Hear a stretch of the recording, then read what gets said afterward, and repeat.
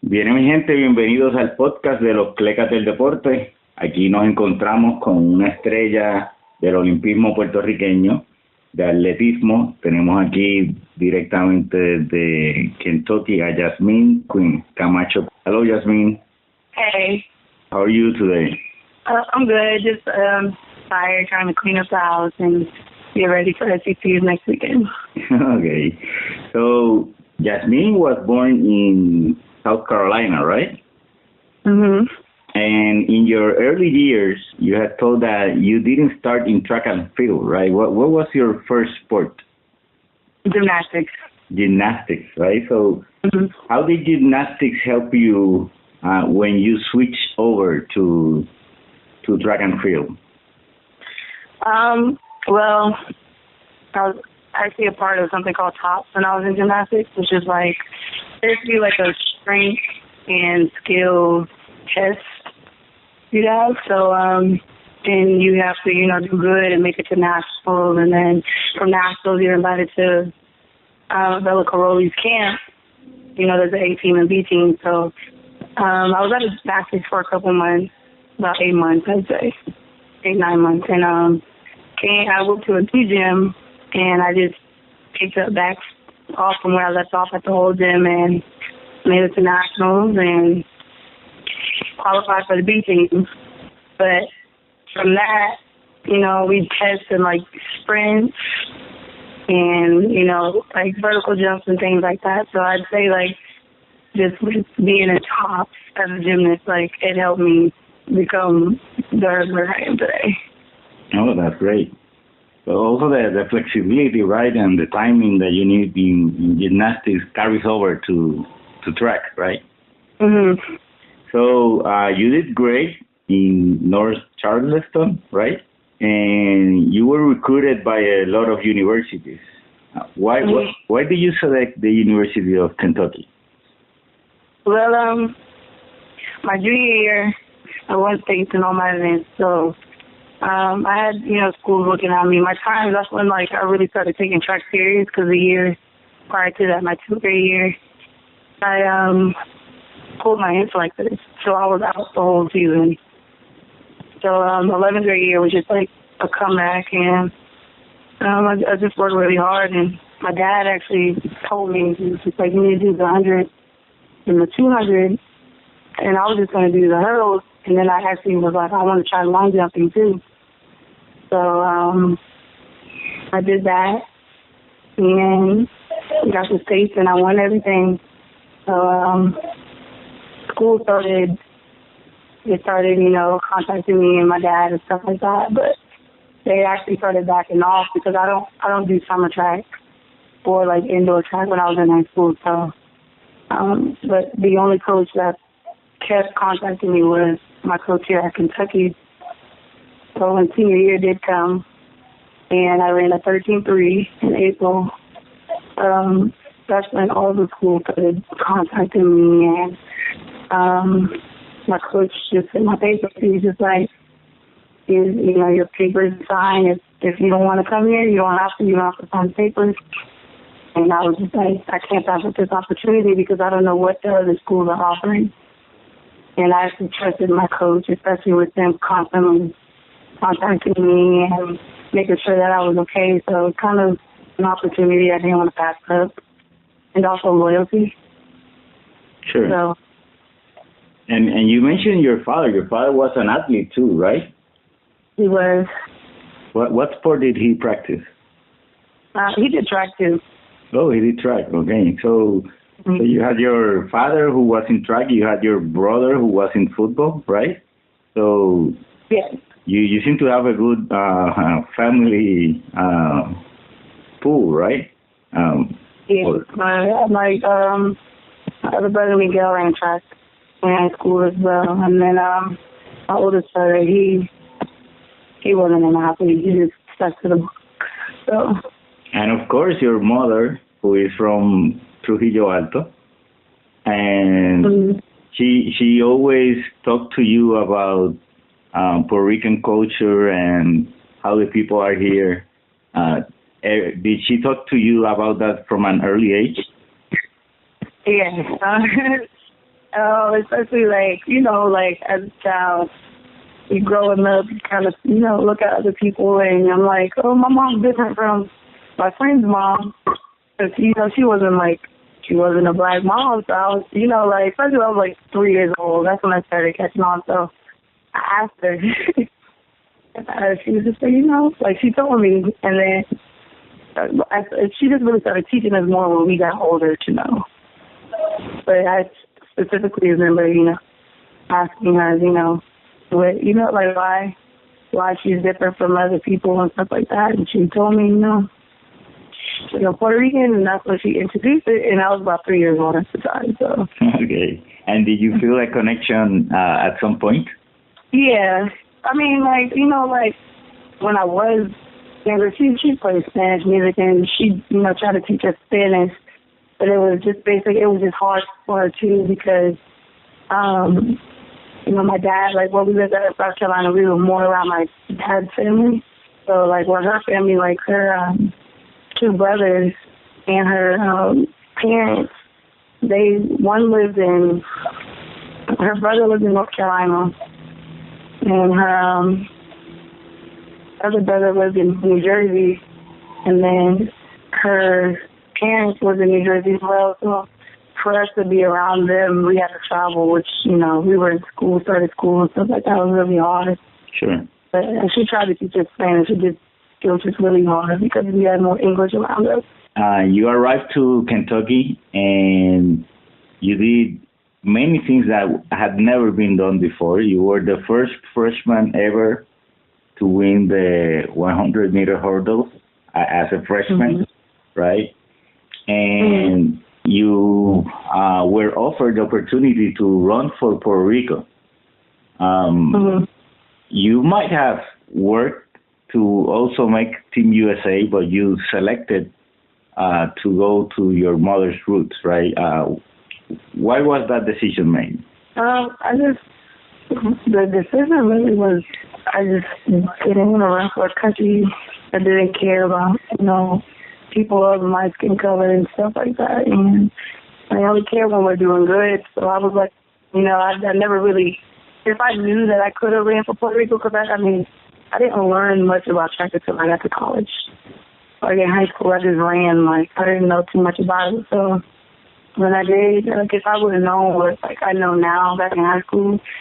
And I would have ran for, like, Puerto Rico, for, like, the youth world, like, championships and trials and done all that. But I didn't know. So once Coach really explained it to me last year when outdoor came, I was just like, So now you have some national marks for Puerto Rico, right? And you were brought here to present you as an Olympic runner, right? How was that reception? How did you feel when you came to Puerto Rico for the first time? I really felt like I was at home. Like, I felt like I belonged there the whole time. Because, it's just a lot different. Being around Puerto Ricans in the state is a good feeling when we actually, like, in Puerto Rico and, everybody's around each other. Like, it's actually a way better feeling. So I really felt like I was just where I'm actually supposed to be. So you feel like you belong, like you made the right decision? Yes. The people in the streets, did you get to meet people giving you support during that presentation? Yes, I did. And family, you have family over here, right? Yes, I do. So how were those meetings? Your mother came with you? Yes, she came with me. Okay. She came with me and my dad came with me when we went to Puerto Rico. Okay. Who was happier, you or her? I don't. You were both very happy. That's a good one. Because, like, when we did get to go to Puerto Rico, like, she found me, she got to be around her sisters that she wasn't raised around. So she was raised in the States with her dad. So once she turned, like, I want to say 9, she moved to the States when she was 9. But I don't know who was out there. I was just happy to meet, like, my family in person instead of, like, on computer and stuff like that. So you get to the Olympics, not that much talk before the Olympics, but you get there, you have very good times, and you actually win your first heat. How did you feel at that time when you win that first heat? I was happy. I mean, I was a little nervous before the race because it's the Olympics, like, so it was nerve wracking because I knew, like, if I didn't win the heat, I don't think I was guaranteed to go. I think it was top two, but I was just like, look, I'm used to the winner of each heat goes, so I was more comfortable just fighting and trying to win my heat just so I could go to the next round. Did you go all out, or like were you pacing also on that first heat? Yeah, I was really pacing. I didn't go all out, and I think the only time I really went all out was in semis. Okay, so you actually did a great time, and you get to the semis, and you were actually leading the race, right? Up to the seventh hurdle, and then unfortunately the stumble happened, right? And some people may not know this, but your time on the first heat was good enough to have put you in the finals. Like the slowest time to reach the final was 12:82, and you won with 12:70. So it was a given that you could have achieved that dream. Anyway, people in Puerto Rico were very supportive. Like they were proud of what you had done, and they saw the potential in you. And even though it was a sad moment for you, how did it feel to feel so many people from Puerto Rico giving you support? It was a great feeling just to have like as much support and seeing like, people still support me even when I mess up. So just seeing the love and support from the supporters that I have, like it was just a really great feeling. So you were 19 at the time? Mhm. You're setting your sights for Tokyo, right? Yes. What's the expectation for Tokyo? What do you expect to achieve in Tokyo? And of course, medal. I'll be older, so, and I'll be, I have like everything more down pat, really, because this past Olympics is really, how can I explain it? It kind of caught me off guard. I didn't think I'd just go to the Olympics. I know more now, and I know better, so I know what to do to prepare me for Tokyo. The life of a track athlete is not easy. Will anything less than a medal be disappointing, or let's say you reach finals and you get fifth place, would that be good, or not in your view? That's disappointing for me. Okay. So, what's your schedule for this upcoming year? There's World Championship in August. So everybody that was in the Olympics and other people, I'll see them again. And are there expectations for that World Championship? There's still the same as what I got planned for 2020. So. Oh, okay. So early. Okay. Yeah. So that's great. That's great. You always have to believe in yourself, right? And that's the first step to winning. Any words you want to give for your Puerto Rican fans? Can you talk in Spanish yet? No. No. You don't know any good words in Spanish? I know what you want me to say. Well, you can say huepa, right? Mhm. Can you say that for us? Yeah, I can. You want me to? I guess thank you, everybody. Thank you, Puerto Rico and everybody, for supporting me and staying by my side through everything, through the ups and downs. And I hope that y'all continue to support me. And I put on Puerto Rico. And and you heard that huepa from the heart, right? So. So, Jasmine, I just wanted to touch also a topic. You seem very active in your views in social media about inequalities and justice, right? Like, you feel very strongly about these things, and since you have a platform being an athlete, do you feel the responsibility to say your opinions so other people can be inspired by them?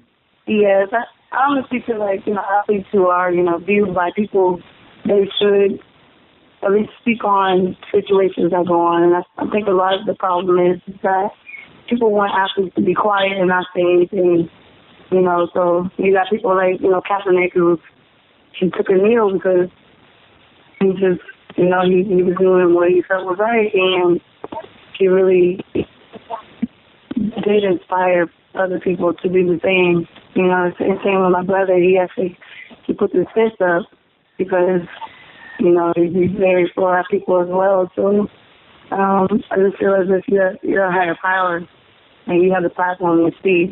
You should speak. Will we ever see Jasmine Quinn running for office? No. Nope, don't even want to get in that. Okay, so you will be active from your platform, but not from office. I don't. I know they go through a lot. So you still have a long career ahead of you. Have you thought about what you want to do after your career? Do you want to go into coaching or maybe interviewing people or just get out of sports? What have you thought about that? Yeah, I thought about it. I really wanted to do like dental, but it's just with the trachea and everything, it's really hard to,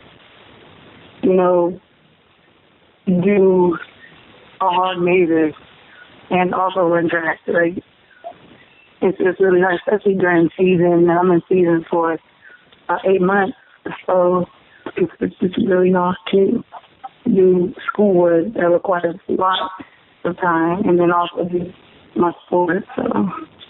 Sure. So we wish you the best of luck, and thank you for your time, Jasmine. And we hope to be able to get an update from you after Worlds. Hopefully with a medal, right? Mm-hmm. So thanks a lot, and wish you the best. Thank you. Les recordamos a todos nuestros oyentes que nuestros podcasts están disponibles en nuestro canal de YouTube, Clecas del Deporte, así como el hashtag Clecas Podcast en Twitter y Facebook. Gracias y bendiciones.